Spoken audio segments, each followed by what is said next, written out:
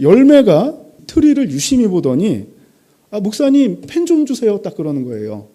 눈사람이 너무 밋밋해서 이제 이 아이가 눈사람을 그리려고 했던 것 같습니다. 이 눈사람이 꼭 오뚜기 같아 보이니까 눈과 코를 그려서 작품으로 완성하려는 이 마음. 자, 열매가 지나간 다음에 눈사람이 이렇게 변했어요. 대단하죠? 저는 이것을 보면서 열매의 모습을 떠올릴 때 이 사자성어가 생각났습니다. 활용점정. 자, 이 고사성어가 생각났어요. 자, 이 활용점정이라는 이 고사성어는 중국의 남북조 시대 때 이 양나라의 화가 장승요라는 사람이 용 4마리를 그립니다. 자, 그런데 이 눈동자를 그리지 않았어요. 자, 이 대단한 그림을 보고 사람들이 이 정말 대단하다. 그런데 왜 용에 눈이 없느냐라고 물었습니다. 그랬더니 장승요가 내가 만약에 이 눈동자를 찍으면 용이 하늘로 날아가게 될 것이다. 그래서 그리지 않았다고 합니다. 자, 사람들이 믿지 않자 그는 그 4마리의 용 중에 2마리의 용에 눈동자를 점으로 딱 찍습니다. 그랬더니 그 용들은 하늘로 날아갔더라. 카도라는 전설적인 이야기가 있어요. 자, 이 용의 눈동자를 점을 찍어서 완성하는 것처럼 마지막 부분을 완성하여서 완벽하게 마무리하는 것을 활용점점이라고 합니다. 구속사의 활용점점은 바로 예수 그리스도의 탄생이 아닌가 싶습니다. 용의 몸통이라고 할 수 있는 이 구약 시대의 율법과 제사 그리고 수많은 선지자들의 예언은 구약의 완성을 위한 밑그림이었어요. 하나님께서 계속해서 밑그림을 통하여 메시아의 나심과 우리를 향한 하나님의 사랑을 나타내 주십니다. 그러나 아무리 율법적으로 하나님 앞에 나아가고 이 제사로 섬길지라도 우리의 죄는 완벽하게 해결되지 않았습니다.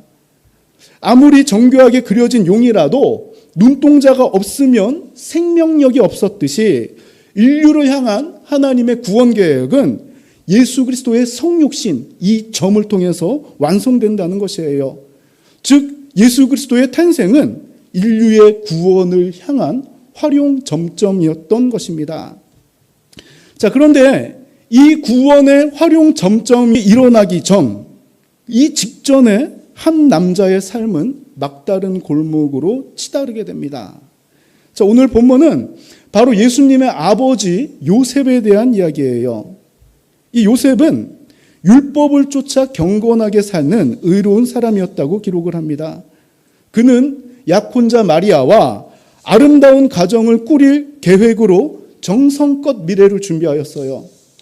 그러나 어느 날 마리아가 임신을 하였다는 사실을 알게 됩니다. 자신이 그려왔던 완벽한 결혼과 평화로운 가정을 이루려는 노력이 한순간에 무너지는 절망적인 상황이었어요. 자, 그는 마리아를 진심으로 사랑했습니다. 우리 마태복음 1장 19절의 내용 같이 한번 읽어봅시다. 그의 남편 요셉은 의로운 사람이라 그를 드러내지 아니하고 가만히 끊고자 하여. 자, 그는 마리아를 보호하기 위해서 이 사실을 조용히 덮고 끊으려고 합니다. 이 완벽한 삶을 위해서 나는 준비해 왔는데 하나님 앞에서 의롭게 이 율법적으로도 지킬 것 지키고 정말 이 1년 동안 이 정혼한 기간 동안 자신은 미래를 정말 착실하게 준비해 왔는데 사랑하는 마리아의 임신 소식, 참 이것이 나를 너무나도 괴롭게 합니다.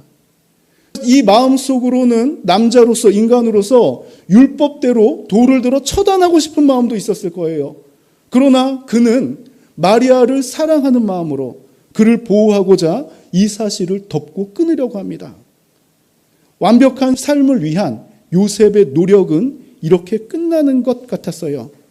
자, 20절의 내용도 같이 한번 읽어봅시다. 이 일을 생각할 때에 주의 사자가 현몽하여 이르되 다윗의 자손 요셉아 내 아내 마리아 데려오기를 무서워하지 말라. 그에게 잉태된 자는 성령으로 된 것이라. 아멘. 자, 이 일을 생각할 때, 자, 이 일이란 건 어떤 일입니까? 나의 노력이 수포로 돌아가는 이 일. 어떻게 보면 내 전부를 다 바쳐서 사랑했던 사람에게 배신당한 것 같은 이 아픔. 자, 이 일은 나를 괴롭게 하는 일이에요. 사랑하는 여인이 부정을 저질렀다는 생각으로 요셉의 마음은 괴로울 수밖에 없었습니다. 자, 마리아와의 관계는 끊을 수 있다고 칩시다. 그러나 마리아를 사랑하는 자신의 마음은 너무나도 아팠어요. 그 괴로운 마음으로 잠이 들었을 때 꿈에 가브리엘이 나타납니다. 자, 그러면서 이 가브리엘이 하는 말이 빨간 글씨 내 아내 마리아 데려오기를 무서워하지 말라는 것입니다. 그러면서 하는 말이 그 뱃속에 있는 아이는 성령으로 잉태된 것이라고 하는 거예요. 자, 만약에 우리가 한번 요셉이라고 생각해 봅시다. 내가 요셉인데 마리아에게 이 말을 들었어요. 믿겨질까요? 더 괘씸하겠죠. 당사자가 그 말을 한다면 괘씸할 겁니다. 만약에 이 말을 다른 사람으로부터 들었다. 이 말이 믿겨질까요? 무슨 소리 하냐. 위로도 정도껏 해야지. 더 화가 날 것입니다. 하나님은 정말 필요할 때에 초자연적인 일을 통해서 우리를 깨닫게 하세요. 그 정도로 우리 마음이 무너졌을 때, 사람의 위로를 받을 수 없을 때는 하나님께서 직접 위로해 주십니다. 우리는 기도하면서 이런 거 느낄 때가 많아요. 요셉도 얼마나 상심했는지 사람의 위로가 통하지 않을 때입니다. 이때 하나님께서는 주의 천사를 보내셔서 무서워하지 말라, 괜찮다. 나의 뜻, 나의 계획은 마리아가 성령으로 잉태해서 그리스도가 이 땅에 태어나는 것이라는 걸 요셉에게 분명히 알려줍니다. 하나님은 혼란한 상황에 처한 요셉에게 천사를 보내셨고 하나님의 뜻을 알리심으로 그를 안심시키셨다는 거예요. 자, 그러면서 하시는 말씀이 21절 같이 한번 읽어봅시다. 아들을 낳으리니 이름을 예수라 하라. 이는 그가 자기 백성을 그들의 죄에서 구원할 자이심이라 하니라. 아멘. 낳게 될 아들의 이름까지도 정해주십니다. 바로 예수라는 이름이에요. 이 예수라는 이름은 히브리어로 하면은 여호수아, 또 후기에는 예수아라고도 기록되어 있고 헬라어로 하면은 예수라고 합니다. 이 이름의 뜻은 여호와는 구원이시다라는 뜻이에요. 자, 지금까지 이 모든 일들, 요셉이 미래를 성실히 준비하였고 또한 내가 큰 아픔을 겪었고 또 이 아픔 가운데 하나님을 만났고 지금까지 이렇게 모든 일이 진행된 것은 구원의 활용 점점을 이루려는 하나님의 계획이었습니다. 구약의 300가지가 넘는 메시아에 대한 예언은 바로 예수 그리스도의 탄생으로 성취가 되었다는 것이에요. 자, 여기서 한번 우리가 다른 사람 말고 요셉에게만 집중해 봅시다. 모든 것이 혼란스럽고 절망적인 상황. 자, 이 요셉에게 필요했던 것은 과연 무엇인가? 사람의 위로일까? 내가 완벽하게 준비한 이 미래가 잘 풀렸다면 해결되었을까? 내가 사랑했던 마리아. 자, 이 마리아를 잃은 그 아픔이 얼마나 컸겠습니까?